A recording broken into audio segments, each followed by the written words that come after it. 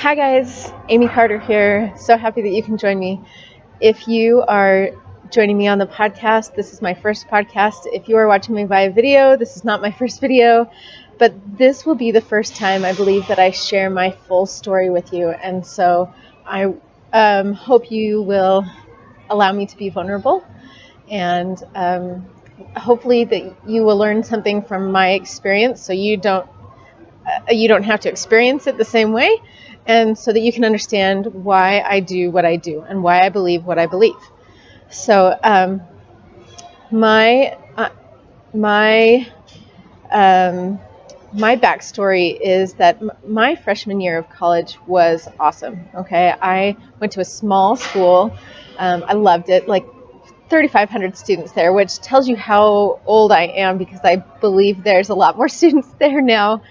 And I loved it. I went to Snow College, really small and really easy to get involved, and really, really easy to get into bad habits. So my freshman year of college consisted of lots of late nights, lots of staying up late with my roommates, eating cake and ice cream, and those were things that I loved. And then lots of stress of kind of learning how to navigate life on my own, right? So I gained by the end of my freshman year, I realized that I had gained almost 40 pounds just in that 1 year of college. And I thought, oh my gosh, how did this happen? Like, what was I doing? And I guess I wasn't really paying attention. So I knew I wanted to lose weight. I wanted to feel good about myself. My confidence wasn't that high anyway. And this just kind of sunk me down into the depths of not being very happy with who I was, where I was, and what I was capable of doing, because I was associating what had happened, this gaining weight, with my value. And it's just not true. But I didn't know that at the time. So I knew I wanted to lose weight. I didn't know how. I did the best thing that I knew how to do, or the thing that I thought would get me to where I wanted to be, right? To lose that weight was to exercise. So I signed up for an aerobics class. I can tell you what, I hated that class. I have taught aerobics classes before. This class was awful. And it had nothing to do with the instructor. It simply had to do with the fact that it just wasn't up my alley, right? It was hard for me to see progress. It was a hard class for me, and I felt like I had jumped into doing a triathlon when I didn't know how to swim. So it was something that I had to learn how to do, but I wasn't willing to do it at that time, so I stopped. And instead, I moved on to cutting out all fat out of my diet, because fat makes you fat, right? Or at least that's what we were told. So I cut out all fat. And I can't believe that I gained weight. I gained 2 or 3 pounds in the coming months, and I'm sure it was more than that. That's what I can remember anyway. And I was really, really discouraged. I couldn't figure out what had got me there. I knew that I hadn't been eating healthy, but I was a poor college student, and I didn't know what more to do. And I had tried exercise class, but that wasn't sustainable because I didn't enjoy it, and I didn't find something that was helping me find progress, right, in my journey to lose weight, and neither was cutting out fat. So here I was kind of stuck, trying to figure out what would help me lose that weight. And then I had this epiphany where I realized what got me there, doing the same things that got me there, wasn't going to get me to where I wanted to be. So I changed my eating habits, and I changed kind of my daily habits. And that's actually when I started doing better in school. Sounds really funny, but I learned that I needed to go to bed. I could cram every once in a while for a test, but if I stayed up late, I knew that I needed to go. I knew I needed to take a nap later on. And so I got into this habit of a regular bedtime, and I started eating fresher food, food that was closer to its natural form. And I noticed that I had more energy after I did that. I realized that I was cutting out all of the wrong things, right? I had cut out all of the fresh produce and enter in my freshman year all of the processed food that I was eating because I felt like I could only afford packaged food. And so I switched and started eating fresh vegetables, fresh fruit, fresh meats. And I realized that all or nothing wasn't sustainable for me. So I still had these intense sugar cravings, so I would allow myself some cake and things, and I would go out for ice cream late at night with roommates and stuff. But all in all, I felt like things were getting better. So then with this newfound knowledge, it was sustainable as I served as a missionary for my church. I served in a different country. I served in Berlin, Germany, which I loved. And I absolutely loved getting to know a different culture and integrating that culture into my life. And their food was delicious, and what I had thought was not healthy, but I was eating better. I was eating more. I was walking more. And I was with a supportive companion all the time. As a missionary, you're with your companion 24/7. So I had some challenges, and my companions had challenges as well, but we worked through them, and I felt like we were stronger together. So I realized that this plan of getting up early, going to bed early, eating less processed foods, and enjoying what was around me really helped me to feel more confident and to actually lose that weight. By the time I came home as a missionary, I was a size 6, and I could not believe my luck. I was so happy with where I had come from and where I finally was in this journey. And I felt like my plan was working.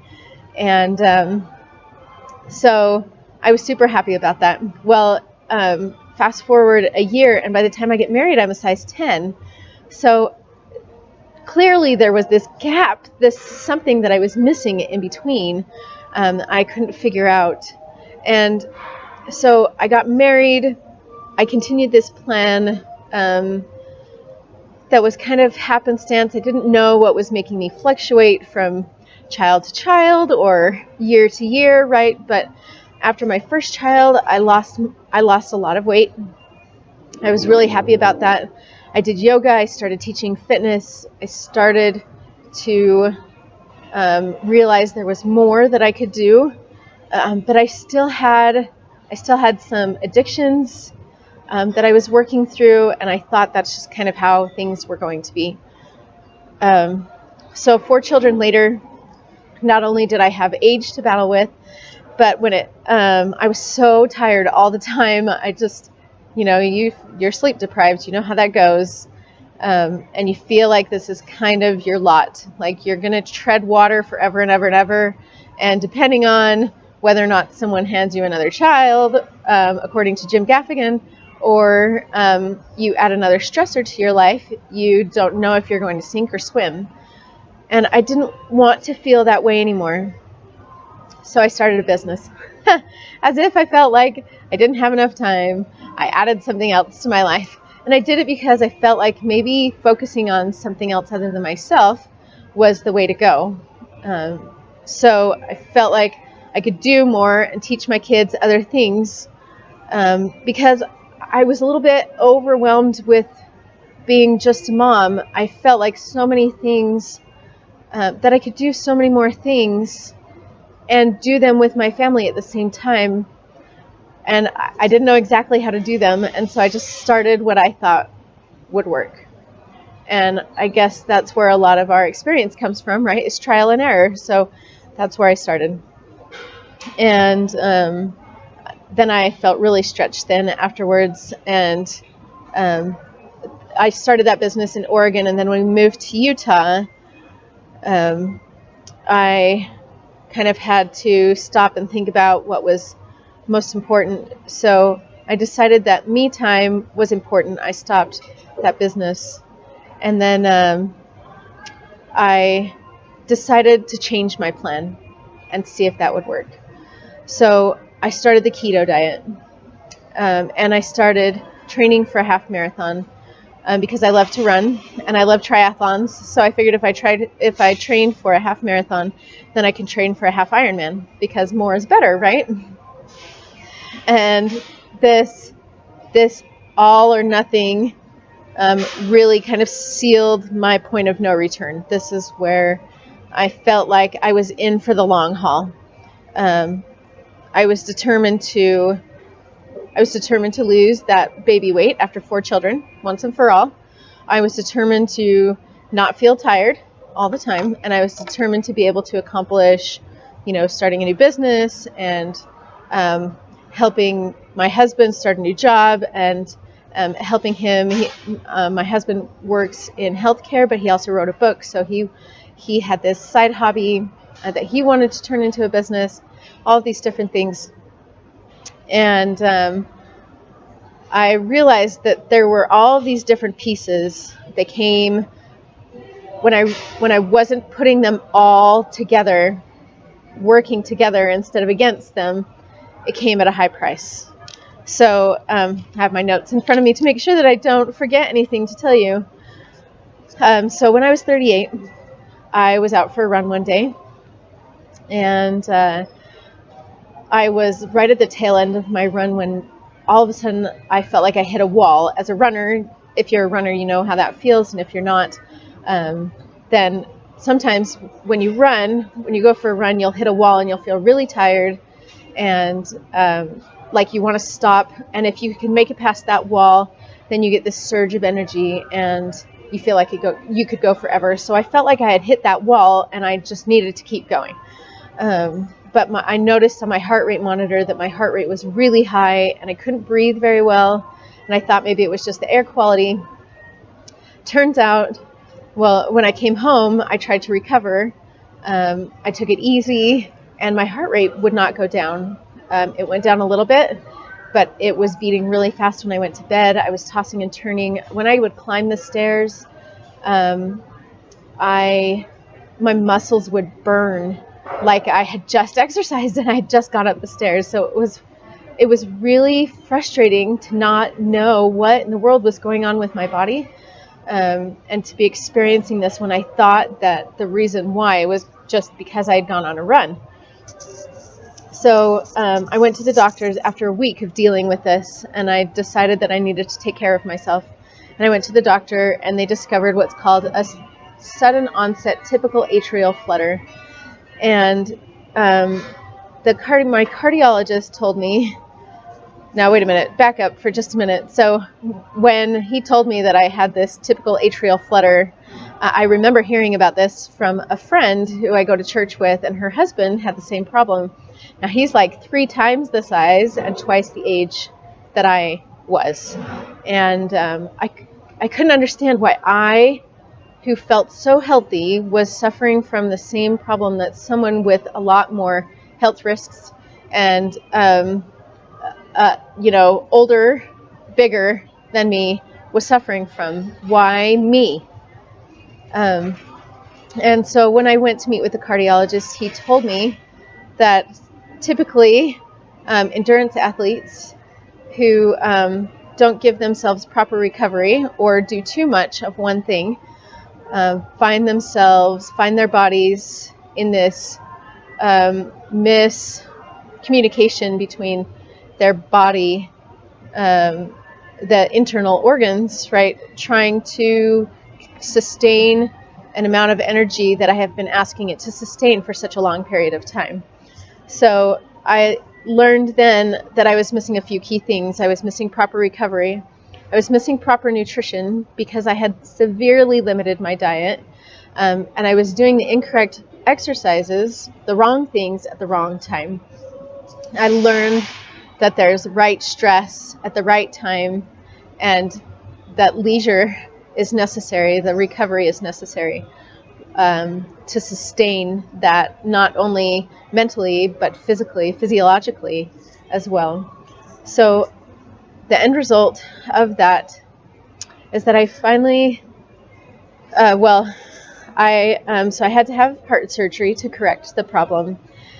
And I'm happy to say that after almost a year of having gone through that, a year now that I am fully recovered, and I've returned to exercise, I've returned to training, taking care of my family, and starting a new business, and feeling like I can enjoy all aspects and elements of my life without feeling that overwhelmed or being stretched thin that I had felt so long ago. I have also lost the weight that I wanted to lose. I feel strong. I feel confident in my body. I feel balanced. See, I kind of lost the battle. I had to have surgery. There was nothing I could do to fix the problem I had created. I had to start over again. But I started over with a fresh perspective and a new understanding. The best thing that could have ever happened to me was this. Because more than the result, more than the fact that I can enjoy life now, is the transformation that I experienced, right? I've learned to love downtime. It's always been hard for me to sit still, but I have actually more energy and I'm more productive when I do find that time to be still and to recover.